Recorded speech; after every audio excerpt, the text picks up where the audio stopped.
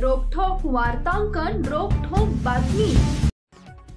गेले 2 महिने दडी मारलेल्या पावसानं सोलापुरात गेल्या 2 दिवसात मात्र चांगला जोर धरला असून गेल्या 24 तासात सोलापूर परिसरात 106.9 मिलीमीटर इतक्या रेकॉर्ड ब्रेक पावसाची नोंद झाली आहे। सध्याही सोलापुरात रिमझिम पाऊस सुरू आहे।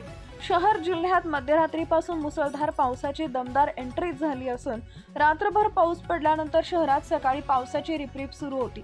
शहरातील कारंबा नाका परिसरात सतत पडणाऱ्या पावसामुळे रस्त्यावरील पाणीच पाणी। महापालिकेच्या कर्मचाऱ्यांकडून निचरा करण्यासाठी युद्ध पातळीवर प्रयत्न सुरू होते। रस्त्यावरील पाण्यामुळे नागरिकांना चालत जाण्यासाठी व वाहने काढण्यासाठी बुधवारी सकाळी तारेवरची कसरत करावी लागत होती।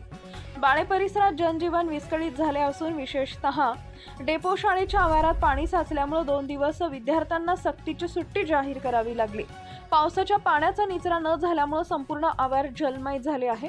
संतोषनगर व तोडकर बस्ती या भागांमध्ये जवळपास 80 घरं पाण्याखाली गेली असून काही घरात ड्रेनेजचं घाण पाणी शिरल्याचं पाहायला मिळाले।